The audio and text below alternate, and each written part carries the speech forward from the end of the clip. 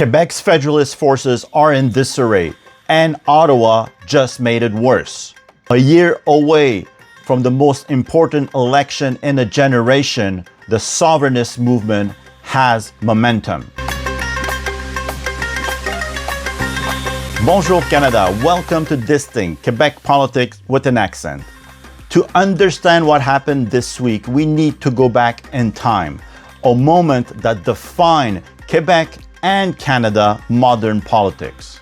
In 1995, Quebec held its last referendum on sovereignty. I was there. I was 19. The result was razor thin, and Canada almost broke apart. For Federalists, it was a relief, but also lots of frustration. How did it come so close? Why is it a campaign they thought they couldn't possibly lose became a coin toss? One lesson has been well documented.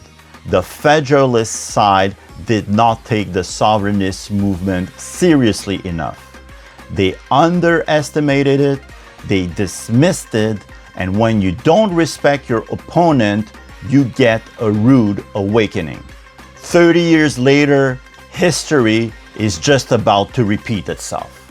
In just the last weeks, 4 major events involving Canada's federalist forces have emerged, and they all point in the same direction, fueling the sovereignist movement. The Liberal Party of Quebec, the historical flagship for federalism in Quebec, isn't just having a difficult moment, it's facing a deeper structural crisis. The leader's problems have turned into a soap opera that refuses to end. New allegations of internal corruption keep coming back in the news. And then came the expulsion of Marois Risky, the most popular elected Liberal in the province. That could mean deeper fractures within the party. And if that wasn't enough, on top of that, the Liberal leader, Pablo Rodriguez, is facing some of the worst net favorables of any Liberal leader. And that's just 5 months in of his leadership. This week, the Quebec Liberals dropped 7 points, hitting an anemic 10% among the holy grail of demographics in Quebec, the Francophone vote. That is a catastrophe. Event number 2 is the historic deal between Ottawa and Alberta on the exploitation of fossil fuels. A deal that hit Quebec like a cold shower. With this agreement, Ottawa added a layer of complexity to its already fragile dialogue with Quebec. What made it even worse is the resignation of Stephen Guilbeault from cabinet. Guilbeault is Ottawa's most trusted Quebec voice on climate issues. For many voters here in Quebec, this combination feels like a familiar pattern from the Canadian government. Campaign in Quebec to reach power, and then get a slap in the face on important issues. Event number 3, when it rains, it pours.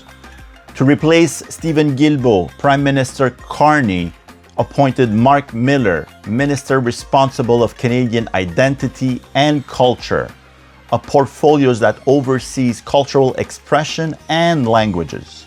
But here's the issue. Miller, a Montreal MP, has repeatedly minimized concerns of the decline of French in Quebec. Also, Miller has often criticized Quebec identity policies, framing them as emotional or too exaggerated. At the moment when anxiety about the future of French is rising, the appointment of Miller does not reassure Quebec. It insults it. Symbolically, it hands the PQ, the Parti Québécois, an easy narrative. Ottawa doesn't take Quebec nor French seriously. And finally, event number 4, the over-the-top rhetoric. Over the last weeks, several federal Liberals from Quebec have escalated their attacks against the sovereignist movement. We heard Minister Ménalie Joly saying that a PQ government would hand Quebec to Donald Trump. In the comments, several Quebec Liberal MPs warned of American influence and even American threats if Quebec became independent. This isn't a confident federalist case. It's a fear-based one. When you jump from a policy debate to MAGA to a Trump analogy, it usually means the same thing. You don't have a strong case and you're feeling the ground shifting beneath you. Here's my take. Federalists need to do the work. Don't be complacent by aiming always at the lowest hanging fruit. The world has changed in 30 years. Federalists need to renew their arguments and move beyond just the fear argument. Fear has been the weapon of choice for Federalists, but I believe this time fear will not be enough. If Federalists want to be taken seriously in Quebec next year, they need to make a positive case for Canada, a strong and free country. On their side, Sovereignists will put forward an exciting project for Quebecers. That's going to be a powerful force for the next campaign.